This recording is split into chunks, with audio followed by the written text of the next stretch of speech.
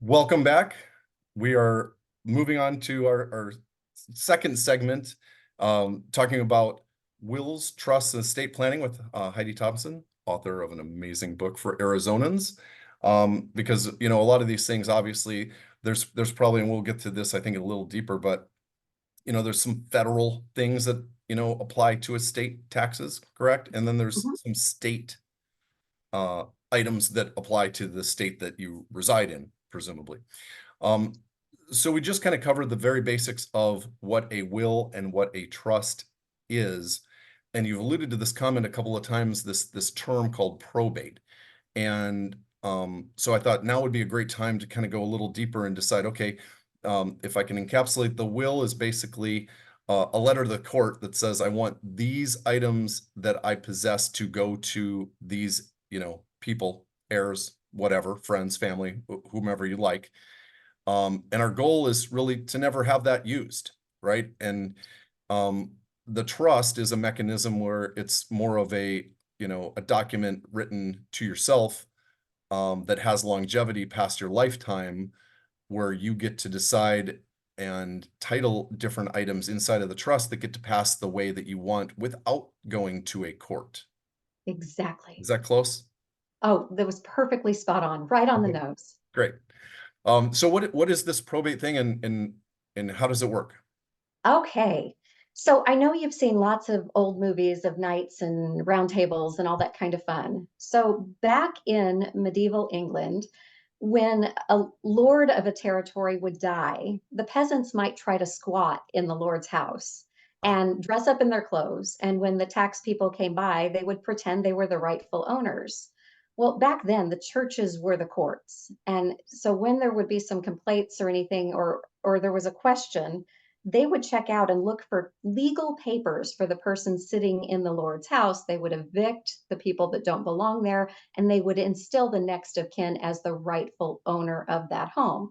So, really, probate is the same thing today. It's just trying to make sure that if we have things and someone dies, it's going to the rightful person it should go to. So, if you have a will, you're directing where you want it to go. If you don't have a will, then we have statutes that tell us where things would go.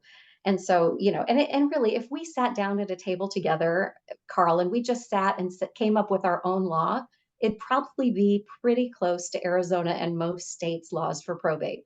Because if you're married and all your kids are in common, you'd want everything to go to your spouse to take care of your common kids and then for your spouse to live as long as they want, right? That's how you would generally want things to go. If you're remarried and you have kids and she has kids, well, you probably want half to go to the spouse and half to go to your kids. If your spouse is deceased, you want things to go to your kids. If you don't have kids or spouses, you probably want it to go up to your parents. And if they're gone, out to your siblings and then down to your nieces and nephews and so on. Like if we wrote it, that is the way the statute works. And so next of kin is where everything goes. Now, here's the challenge with that. You could say, well, then why do we have to do estate plans at all? It's going to get to the right person. Hmm. Okay, I'm just going to say most families have at least someone on that list that if it went down to that level, you would not want them to have a good share of what you've worked for. Correct. This helps to make sure that it's exactly who you wanted when you do an estate. So this process of probate, which is, sort of identifying the correct people in which things should go and pass through, I assume that that's facilitated, not only by just the courts in general, but to go through that process, you need an attorney probably.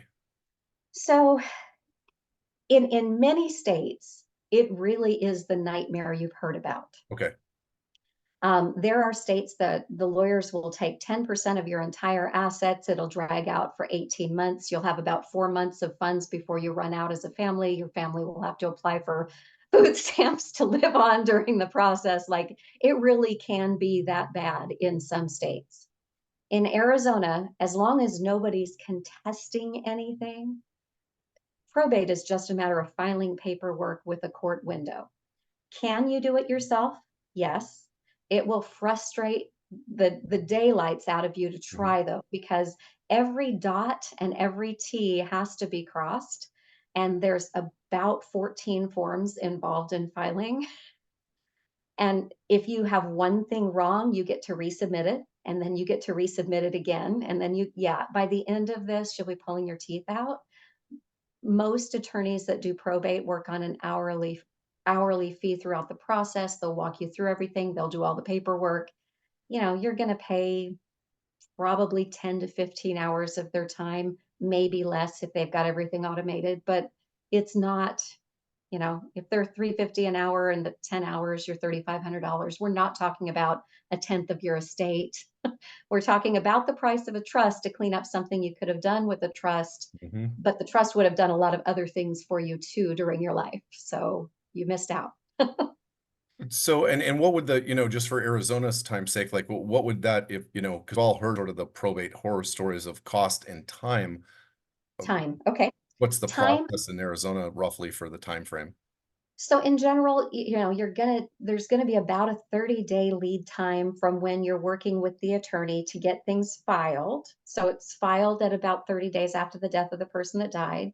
Usually the next business day, you'll have an answer if something needs to be fixed or if it's approved. If it's Yeah. approved, you'll get your letter right then. If the attorney's on the ball, they're going to immediately put in the publication notice for a newspaper. It has to be in that newspaper for 3 weeks, saying that we've got this open probate so that creditors are aware that there's this legal notice out there. The first date it's published, that sets a 4-month window. During that 4-month window, creditors can submit claims through that court process to the attorney or to you, that you have to deal with those claims as they arise. Any creditors you know about, you have to provide real notice, like written letters of notice. But the goal is we have to make sure everyone's getting what's coming to them before we can close out all of the assets and distribute them appropriately. So Okay. it's really, I tell people it's a 5 to 6 month process from the date of death, unless there's something that gums up the works, like a family member doesn't respond to something that we need them to respond to. Or I had one probate that took about a year because um, there was no husband, there was no kid, there was no living parents, there were no siblings. All they had was first cousins, and there were 16 of them. Awesome. So I had to get 15 of them to, in writing, respond to a renunciation of the right to serve. And, of course, ages are all over the place and responses it was fun. Yeah, that sounds riveting. And then this is again predicated on the thought that nobody is contesting, Correct. right? If That's there's just a going to add contest, time and I, expense, I assume. well, first of all, if there's a contest, I don't touch it. I don't do litigation. I help people avoid conflict with Okay. what the work I Mhm. do. I don't help do Right. conflict with the work I do. Litigation can drag out, it's not uncommon for litigation to go 2 years, 18 months, somewhere in there. So, Okay. um, and just remember, good attorneys that prepare wills and trusts usually have a contest clause. And the contest clause works like this in real life. If you know you've got a strong enough case that you're going to convince the judge that you should have had more coming to you, then go ahead and bring your contest. But you better win, because if you lose and there's a contest clause, you lose everything that you were getting in the estate. Nice. Okay. So, so if someone gave you 10% and you go to object to it because you think you deserve 40, good luck. You're probably losing the 10. That's great. Okay. So, having identified what probate is and what it can, kind of look like, um, are there ways to get around it? Are there ways to not have to deal with this in at all? One of my favorite things to teach, probate avoidance, and it's not hard. You Good. just gotta think about all the things you own and decide, does it have a legal way to go to someone if I don't use a trust? Okay, if you use a trust, obviously you're putting things in the trust. But if you don't, then we're doing asset planning around a will. And if we're doing asset planning around a will, we have to think about each asset. So with our house, we would need a beneficiary deed that says, upon my death, I want the house to go to XYZ. Or if it's a marital, you've got a community property, married couple, upon the death of the last of us to die, this is where the house will go. Those are still revocable during your lifetime, so you can change your mind, but you record it with the recorder's office, and the house is no longer going to probate. It's going to go to the person you designed. There are drawbacks with this, and if we talk about reverse mortgages later, we'll talk about that. Great, we But will. for right Yeah, now, that is that's one definitely a way if we're topic dealing for with. later. So, okay, so But and yeah, just to kind of recap for people that may have just been blown away by the probate thought process, but um, from the 10,000 foot elevation, so we've got a will, we've left things to people, and now we've died, and yes, now those things have to go through this process of probate, because the way that we structured our estate wasn't maybe, complete, meaning we're leaving sort of unfinished business for our heirs to deal with in terms of, okay, now you got to go through this verification probate process and time and expense. yeah. So if we go down there, how does Arizona law kind of kick in and say, okay, so, the person died, they've got a will, and they've left, let's just say, in a real simple example, there's, a single borrower who's passed away and left their house to their two kids, and they have to go get through this probate process now. What does Arizona law say in terms of like who's responsible to make a mortgage payment during this time frame? Ooh, What okay. actually happens? Like, the parent passes away, and now what? So that's a really interesting question you're raising because technically, by the law, kids are never your beneficiaries are never responsible for debts that they did not take on out of their own pocket. Mhm. Okay. So, if I inherit a house from someone and the house isn't yet in my name, I'm not responsible for mortgage payments on it yet. However, the Yeah, estate, I see the an asterisk here. Yes. you see an asterisk. Uh, the estate is supposed to be responsible for the debts of the person that died. And so it's supposed to be taking care of things. So your personal representative that you assigned under your will should have then access through the courts to your accounts to be able to make payments that it needs to be able to do the things they need to do until they can administer everything to the beneficiaries. So Okay. they can use accounts to pay mortgages. Having said all of that, very often mortgage companies, being actually pretty gracious usually through this Mhm. process, will usually suspend payments knowing that in the end the house is either going to be sold and they're going to be paid off, or but they don't want to drag that out a long time. 3 to 4 months, you can probably work with them on something like that. If it's going to be longer than that, they may want to have some other terms. But talk to the mortgage broker or the mortgage company that's holding the loan, and Mhm. work those details out. But that is the personal representative. And in other states, they call it executor. It's their job to do all of that work, not the beneficiaries, unless that happens to be the same person.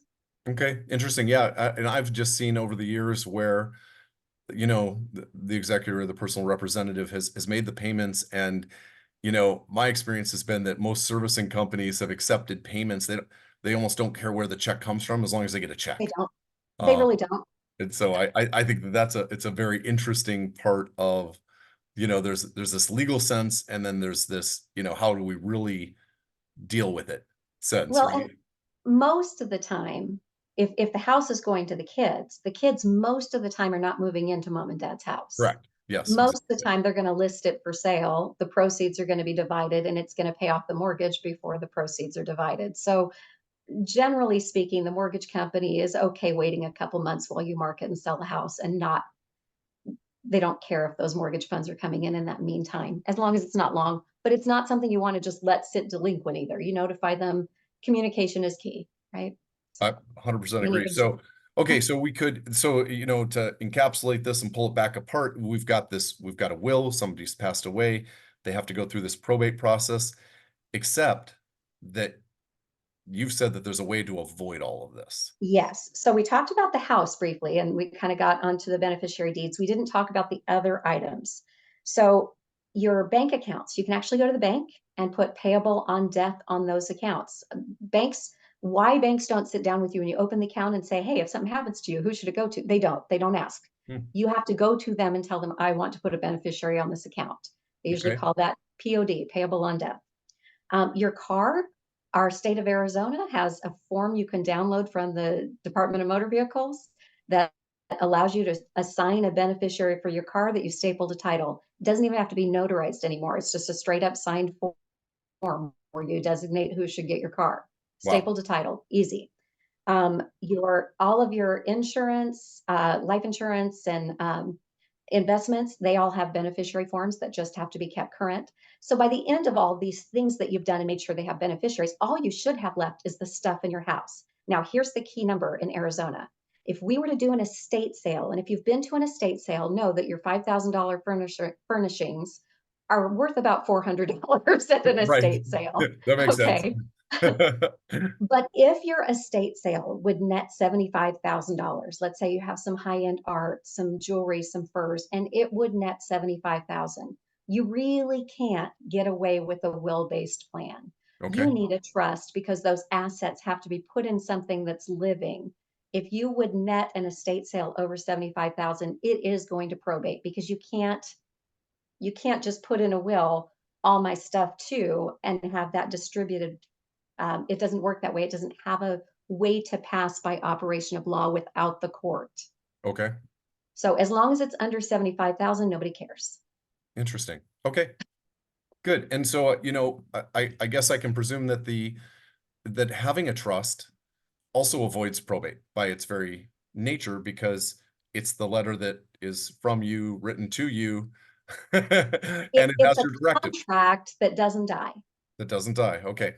So, I think we can get into the trust side of it here maybe a little deeper too. Let's wrap this segment up and we'll dive a little bit deeper on the trust part itself.